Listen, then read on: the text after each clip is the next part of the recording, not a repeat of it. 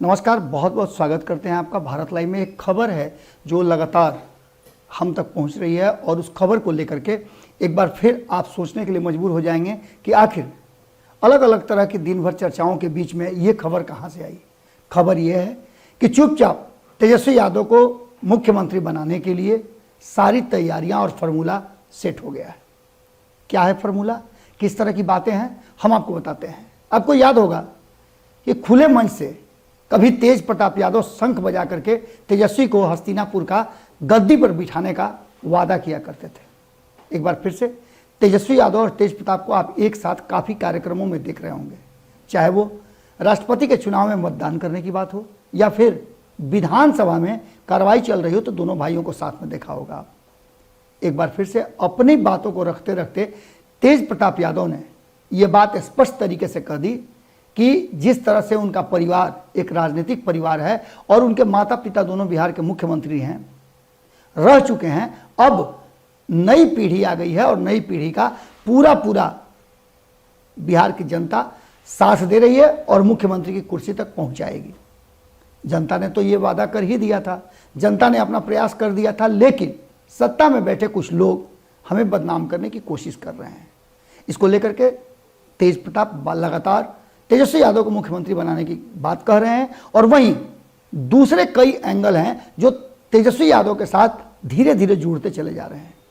आपको हमने खबरों में बताया था कि किस तरह से तेजस्वी यादव उस मैजिक आंकड़े के करीब पहुंचते नजर आ रहे हैं। अब जो विधानसभा की वर्तमान स्थिति है उसमें 242 सीटों की वाली विधानसभा रह गई है, क्योंकि एक सदस्य का सदस्यता खत्म हो गया है। न्यायालय से फैसला आने के बाद अनंत सिंह का विधायकी खत्म हो गया है, वहां उपचुनाव होने हैं और क्या होगा ये तो आने वाला वक्त बताएगा। लेकिन 242 विधानसभा वाले जो आंकड़े हैं उसमें 122 का आंकड़ा पूरा करना जरूरी है।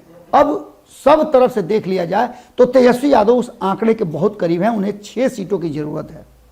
4 सीटें उनको ऐसा लग रहा है, जो लगातार बयान आ रहे हैं और लगातार बिहार की राजनीति में जो करवट ले रही है, उसमें जीतन राम मांझी के आने का जो संभावना है वो अधिक है, क्योंकि जीतन राम मांझी की तरफ से भारतीय जनता पार्टी पर जिस तरह से हमला किया जा रहा है और पल पल भारतीय जनता पार्टी को कटघरे में खड़ा किया जा रहा है, उसको लेकर के अब संभावना व्यक्त की जा रही है कि कहीं ना कहीं मन बना लिया है जीतन राम मांझी ने कि अब वो भारतीय जनता पार्टी के साथ लंबी पारी नहीं खेल सकते हैं।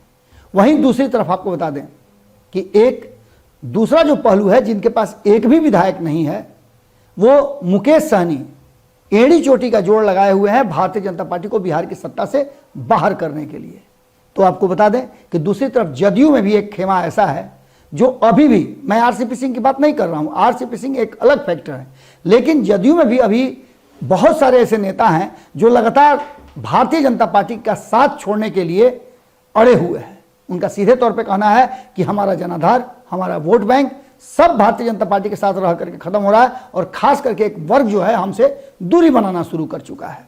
इसके साथ ही आपने देखा होगा कि किस तरह से उपेंद्र कुशवाहा लगातार बयान दे रहे हैं। लाख मना करने के बावजूद भी उन्होंने भारतीय जनता पार्टी को कटघरे में खड़ा किया और यहां तक कि अग्निवीर योजना में भारतीय जनता पार्टी के जो स्कीम है उस स्कीम पर भी सवाल खड़ा कर दिया।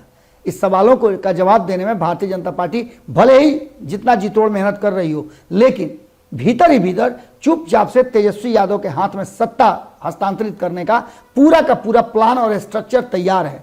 कभी भी भारतीय जनता पार्टी को झटका लग सकता है और इसकी तैयारी पूरी तरह से सभी मिलकर के कर रहे हैं, जिससे कि भारतीय जनता पार्टी को पहले बिहार से साफ किया जाए और उसके बाद 2024 में संयुक्त विपक्ष को एकजुट करके प्रधानमंत्री के रूप में नरेंद्र मोदी को टक्कर दिया जाए। अब इस पूरे मामले पर जो चीजें सामने आ रही हैं वो साफ इशारा कर रही हैं कि कहीं ना कहीं तेजस्वी यादव का एग्रेशन और तेजस्वी यादव का 2 कदम आगे बढ़ करके नई नई बातों का खुलासा करना और भारतीय जनता पार्टी के पुराने पन्ने खोलना इस बात की तरफ इशारा कर रहा है कि बिहार में परिवर्तन की जो अंतिम सीढ़ी है उस तक बातें पहुंच गई हैं और भारतीय जनता पार्टी अगर थोड़ा सा भी इधर उधर हुई तो आप मान के चलिए कि बिहार में सत्ता परिवर्तन हो जाएगा। जुड़े रहिए भारत लाइव के साथ, खबरें बहुत हैं। अगर ये वीडियो पसंद आई और वह बिहार के राजनीति और बिहारियत से सरोकार रखेनी तो सब्सक्राइब बटन दबा के चैनल के सब्सक्राइब कर ली। ओजे एगो घंटी बा, ओकरा बटन दबा देला से कुल सटीक और मारक खबर रुआ मुफ्त में मिल जाई। अगर रुआ पत्रकारिता के हमनी के नया प्रयोग में सहयोग कर चाहतानी तो ज्वाइन बटन दबा दी।